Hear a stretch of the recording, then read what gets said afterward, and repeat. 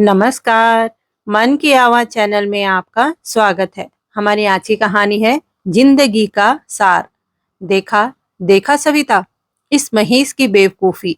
देव प्रकाश जी का चेहरा गुस्से से तमतमा उठा था। माथे पर बल पड़ गए थे और उनकी आंखों में नाराजगी की आग साफ झलक रही थी।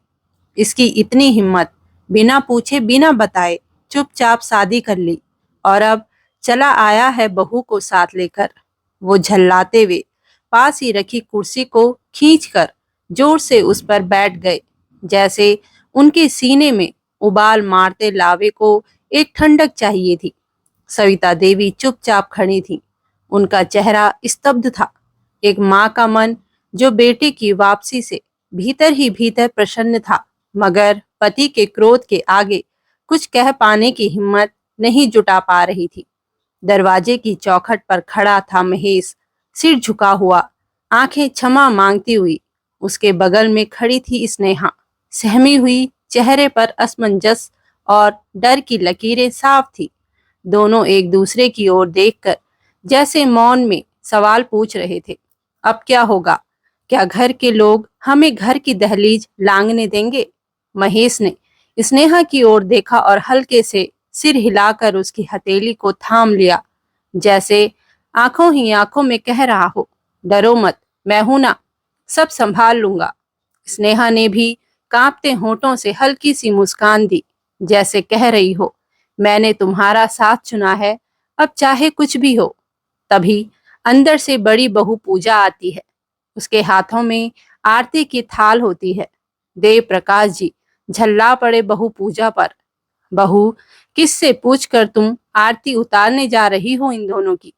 देव प्रकाश जी का गुस्सा अब पूरे आंगन में गूंज उठा था। उनकी आवाज में आक्रोश ही नहीं, अपमान और टूटे विश्वास की तीखी टीस भी थी। कह दो इनसे, हमारा रिश्ता आज से खत्म। हम क्या मर गए थे जो अपने आप शादी कर आया ये कमबख्त? आरती की थाली हवा में ही ठिठक गई। पूजा के हाथ कांप उठे और स्नेहा की आंखों से एक बूंद आंसू लुढ़क कर गाल पर आ गिरी। महेश ने स्नेहा का हाथ और कस कर पकड़ लिया। देव प्रकाश जी पैर पटकते हुए बरामदे में पड़ी अपनी पुरानी लकड़ी की कुर्सी पर आकर बैठ गए। कुर्सी की चरमराहट भी उनके क्रोध के सामने जैसे मौन हो गई थी। वो होठों में बड़बड़ाते जा रहे थे, बिगड़ गया है, सारा संस्कार गया पानी में, सब हमारी ही ढील का नतीजा है। सविता देवी कुछ पल चुप रही। उनके चेहरे पर एक माँ की पीड़ा साफ झलक रही थी। उन्होंने नजरें उठाकर धीरे से पूजा की ओर इशारा किया, जैसे कह रही हूं, जा बेटी, तेरा धर्म निभा, स्वागत कर इस घर की नई बहू का। पूजा ने कांपते हाथों से थाली फिर से संभाली और आगे बढ़ गई। ये सब देखकर देव प्रकाश जी बड़बड़ाते जा रहे थे। सविता देवी ने इशारे से बड़ी बहू को नव दंपति का स्वागत करने की आज्ञा दी और देव प्रकाश जी को शांत करने एवं मनाने के लिए समाज के ऊंच नीच का हवाले देकर आश्वासित करने लगी। वे धीरे से उनके पास बैठते हुए बोली, जी, आप नाराज हैं, होना भी चाहिए, लेकिन सोचिए समाज क्या कहेगा? लोग तो यही जानेंगे कि बेटे बहू घर आए और आपने उन्हें दुत्कार दिया। क्या ये शोभा देता है आपको? उनके शब्दों में समाज की मर्यादा का हवाला था, पर लहजा प्रेम और धैर्य से भरा था। कुछ नहीं तो कम से कम आशीर्वाद ही दे दीजिए दोनों को। देव प्रकाश जी ने गहरी सांस ली। थोड़ी देर बाद अनमने भाव से ही सही, उन्होंने उठकर दरवाजे की ओर कदम बढ़ाए। सविता देवी उनके साथ साथ चल रही थी। महेश और स्नेहा अब भी दरवाजे पर खड़े थे। स्नेहा ने तुरंत पल्लू सिर पर ढका और झुककर दोनों के चरण स्पर्श किए। महेश भी सिर झुकाए पिता के पैर छूने को बढ़ा। देव प्रकाश जी ने कुछ नहीं कहा, बस एक पल को ठिठके, फिर हाथ आशीर्वाद के लिए उठा दिया। किसी मजबूरी या सामाजिक दिखावे के तहत ही सही, लेकिन स्नेहा की आंखों में यह एक बड़ी जीत थी। घर की दहलीज को पार कर लेने की जीत। घर के भीतर हल्की चहल पहल हुई। पूजा ने मुस्कुराते हुए उन्हें अंदर ले जाकर पानी दिया और स्नेहा को उनके कमरे तक छोड़ आई। बड़ा बेटा, बड़ी बहू और माँ तीनों ने किसी तरह सब कुछ सहज बनाने की कोशिश की, लेकिन जैसे ही सब अपने अपने कमरों में चले गए, घर एक बार फिर उस अजीब सी चुप्पी में डूब गया। ना कोई मिठाई बांटी गई, ना कोई हंसी ठिठोली, ना ही कोई रिश्तेदारी को फोन कर नई बहू की खबर दी गई। स्नेहा ने पहली बार एक घर को चुप्पी के पर्दे में लिपटा देखा, जहां उसकी मौजूदगी को अब तक पूरी तरह से स्वीकार नहीं किया गया था। स्नेहा खामोशी से सबके चेहरों को पढ़ने की कोशिश करती रही और उनके चेहरे के हाव भाव से उनको समझने की कोशिश। अंदर ही अंदर उसका मन भी भर आया, ऐसा अनपेक्षित व्यवहार देखकर। परंतु ये तो होना ही था। खुद दोनों ने कदम उठाया था मंदिर में शादी करने का, तो अब ये सब तो झेलना ही पड़ेगा ना। समय बीतता गया। स्नेहा ने अपने आप को महेश के परिवार के हिसाब से ढाल लिया था। सुबह जल्दी उठकर पूरे घर की सफाई, नाश्ता बनाना, सबको समय पर चाय देना और हर सदस्य की छोटी बड़ी जरूरतों का ख्याल रखना, ये सब उसकी दिनचर्या का हिस्सा बन गया था। वह शिकायत नहीं करती थी, बल्कि मुस्कुराकर सब करती थी, क्योंकि वो इस घर को सिर्फ घर नहीं, अपना घर मान चुकी थी। लेकिन इतने दिनों में उसने एक बात गहराई से महसूस की थी कि यह परिवार बाहर से एक साथ दिखता जरूर था, लेकिन भीतर से हर कोई जैसे अलग अलग दीवारों में कैद था। उसके जेठ जेठानी, पूजा और सुनील भैया अपने अपने कामों में इतने लीन रहते कि स्नेहा को कई बार लगता जैसे वो घर के सदस्य नहीं, किराएदार हों। ना कोई बातचीत, ना कोई पूछना, बस खाना खाओ और अपने कमरे में बंद हो जाओ। छोटा देवर विक्की कॉलेज और पढ़ाई में मस्त था। उसका अधिकतर समय लैपटॉप और फोन में बीतता और बातचीत भी बस हाँ भाभी, ठीक है भाभी तक सीमित रहती। सबसे ज्यादा चिंता उसे सास ससुर की होती थी। देव प्रकाश जी और सविता देवी दोनों जैसे खोए खोए से रहते थे। या तो चुपचाप अपने कमरे में पड़े रहते, या फिर जब भी बाहर आते, खींच और चिढ़ उनके चेहरे पर साफ झलकती। कभी नौकर को डांटना, कभी दूध वाले से बहस, तो कभी पड़ोसी की खिड़की की तरफ देखकर बड़बड़ाना। उनके लिए दिन का यही सिलसिला था। स्नेहा कई बार दरवाजे के पीछे खड़ी होकर उनकी बातें सुनती थी। वो कोई बुरा नहीं कहते थे, लेकिन उनकी बातों से एक खालीपन, एक तन्हाई की बू आती थी। कई बार सविता देवी किसी पुरानी बात को याद करके गुमसुम हो जाती और देव प्रकाश जी टीवी पर बस न्यूज़ देखते हुए बड़बड़ाते रहते, जैसे उन्हें खुद से भी शिकायत हो। इस सब ने स्नेहा के दिल में चिंता भर दी थी। वो सोचती कहीं ऐसा न हो कि इस मानसिक तनाव से उनकी तबीयत और बिगड़ जाए। एक दिन उसने धीरे से महेश से जिक्र किया, सुनो, माँ बाबूजी को किसी काम में लगाना चाहिए, कुछ ऐसा जिसमें उनका मन लगे। वो दिन भर बस या तो लेटे रहते हैं या खींचते रहते हैं। ऐसे में शरीर से ज्यादा मन बीमार पड़ता है। महेश ने उसकी बात बहुत सहजता से टाल दी, जैसे पहले भी कर चुका था। देखो स्नेहा, वह धीमे स्वर में बोला, माँ बाबूजी की इस उम्र में आदतें बदलना मुश्किल है। तुम बेकार की चिंता मत किया करो। जब सब अपने अपने में मस्त हैं, तो तुम ही क्यों परेशान हो रही हो। स्नेहा ने कुछ नहीं कहा, बस चुपचाप उसकी बातें सुनती रही। वो जानती थी महेश उन्हें डॉक्टर के पास ले जाता है, उनके चेकअप करवाता है, दवाइयों का भी ध्यान रखता है, लेकिन केवल दवाइयां किसी के अंदर के अकेलेपन को नहीं भर सकती।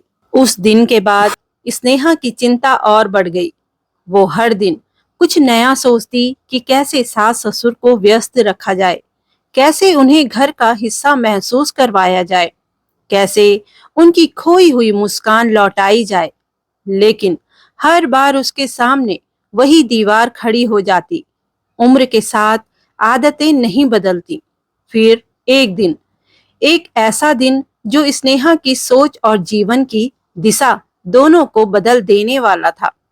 हुआ यूं कि स्नेहा किसी घरेलू काम से पड़ोस में गई थी। वो यूं ही चलती हुई शर्मा जी के घर के सामने से गुजर रही थी कि बरामदे का दृश्य देखकर उसके कदम ठिठक गए। शर्मा जी बरामदे में कुछ बच्चों को पढ़ा रहे थे। उनके चश्मे के पीछे झांकती आंखों में करुणा, अनुशासन और स्नेह की रेखाएं थी। उनके पास बैठा एक बच्चा जोर से अक्षर दोहरा रहा था, पापा, पानी, पतंग। वहीं मिसेस शर्मा कुछ लड़कियों को सिलाई कढ़ाई सिखा रही थी।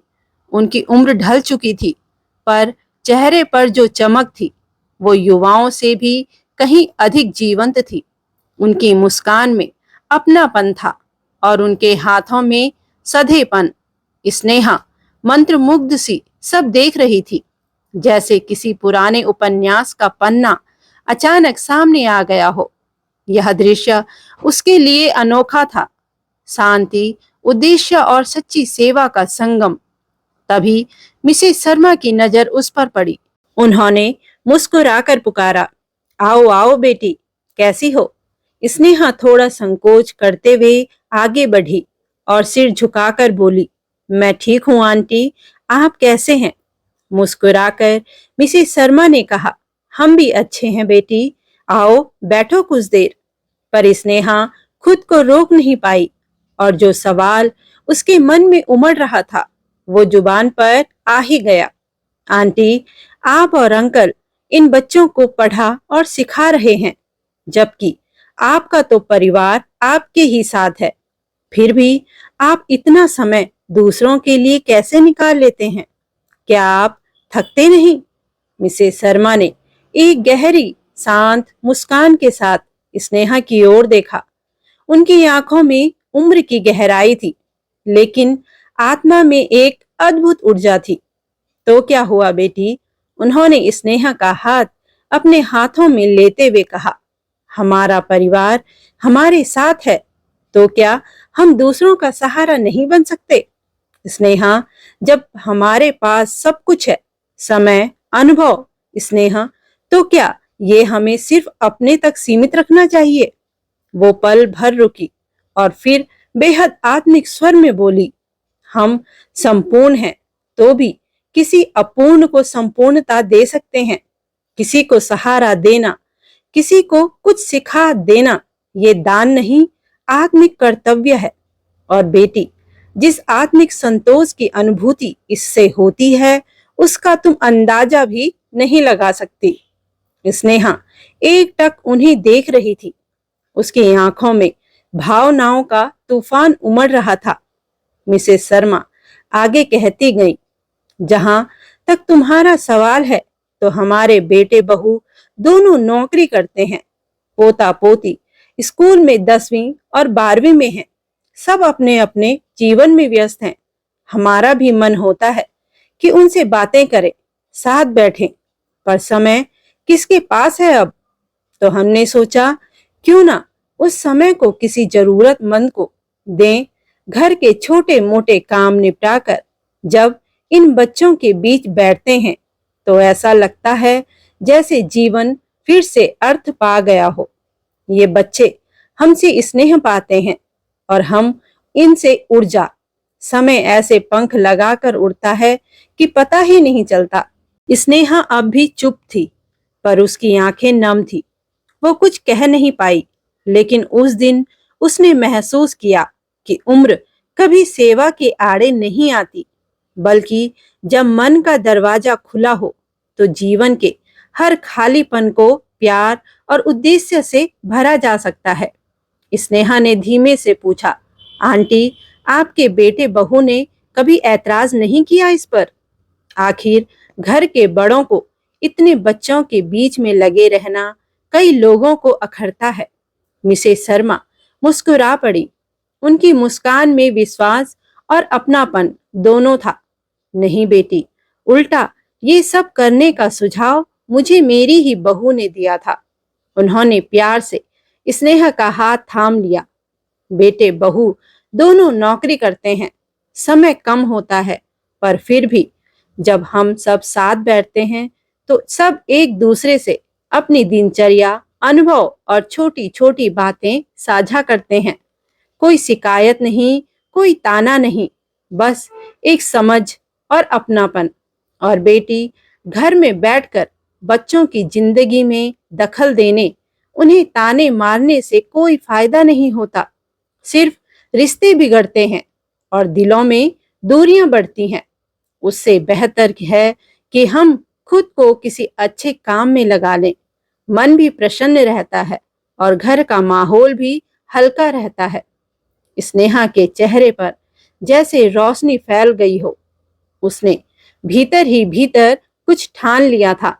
उसे लगा जैसे कोई बंद दरवाजा आंटी जी ने खोल दिया हो। जिस चिंता और बेबसी में वो हफ्तों से डूबी थी, उसका अब एक हल दिखने लगा था। उसने सोचा, अगर मिस्टर और मिसेस शर्मा अपने जीवन को इतना सुंदर बना सकते हैं, तो मेरी माँ बाबूजी क्यों नहीं। वो जानती थी ये आसान नहीं होगा। उम्र के इस मोड़ पर जहां व्यक्ति अपने रूटीन, अपने तरीके और सोच में इतना जड़ हो जाता है कि बदलाव को हमला समझने लगता है, वहां किसी को कुछ नया करने के लिए प्रेरित करना एक लंबी लड़ाई जैसा होता है। लेकिन स्नेहा ने ठान लिया था, अगर दिल से किया जाए तो कोई भी परिवर्तन असंभव नहीं होता। उसी क्षण उसने मिस्टर और मिसेस शर्मा से आग्रह किया, आंटी अंकल, क्या आप मेरी मदद करेंगे? मैं माँ बाबूजी को इस मानसिक उदासी और एकाकीपन से बाहर निकालना चाहती हूँ। उन्हें भी कुछ ऐसा करने के लिए प्रेरित करना चाहती हूँ जिससे उन्हें भी संतोष मिले और ये घर फिर से जिए। शर्मा दंपति ने स्नेहा की बात सुनी और जैसे ही वो चुप हुई, मिसेस शर्मा ने स्नेह भरी नजरों से उसे देखा और कहा, बेटी, ये तो बहुत ही नेक काम है। हम पूरा सहयोग देंगे। तुम अब अकेली नहीं हो, हम तुम्हारे साथ हैं। मिस्टर शर्मा भी बोले, तुम्हारे सास ससुर अच्छे इंसान हैं, बस शायद समय के साथ कुछ टूट गए हैं। हम उन्हें जोड़ने की कोशिश करेंगे, बिना उन्हें झटका दिए, धीरे धीरे, स्नेह और सम्मान के साथ। उस दिन स्नेहा जब वापस घर लौटी तो उसके कदम हल्के थे और दिल आशा से भरा हुआ। एक सुबह जब स्नेहा रसोई में चाय बना रही थी, दरवाजे की घंटी बजी। देव प्रकाश जी ने दरवाजा खोला तो सामने दो किशोर लड़के खड़े थे, सांवले, पसीने से भीगे चेहरे, लेकिन दोनों के चेहरे पर उम्मीद की चमक थी।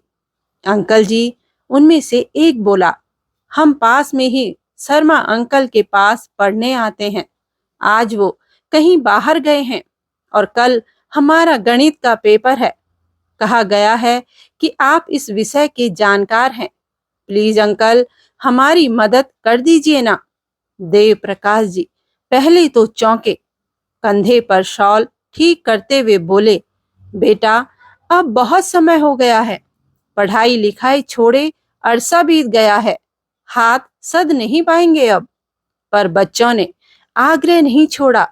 बस एक बार कोशिश तो कीजिए अंकल, हमें आपकी जरूरत है। बच्चों की आंखों में भरोसा और जीत का वो अनोखा मिश्रण देख देव प्रकाश जी की दृढ़ता पिघल गई।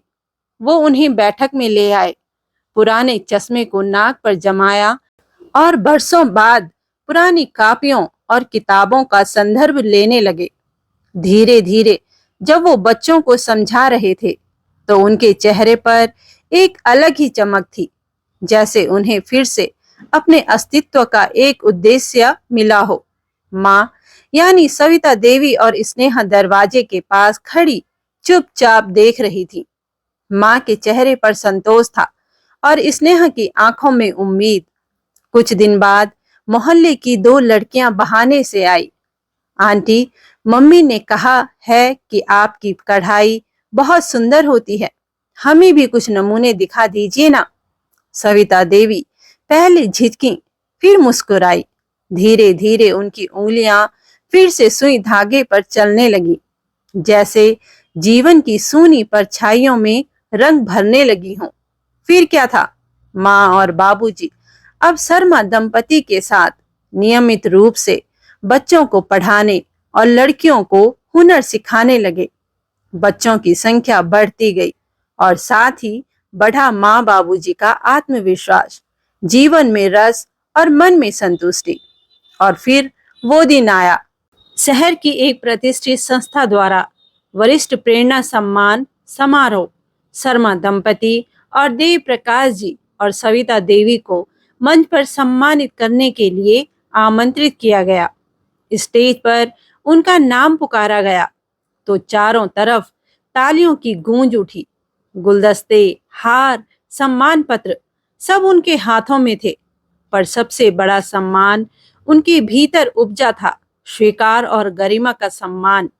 तभी मंच पर शर्मा दंपति ने माइक संभाला और सभी को सच्चाई से अवगत कराया। यह सब संभव हुआ एक बेटी जैसी बहू स्नेहा की बदौलत।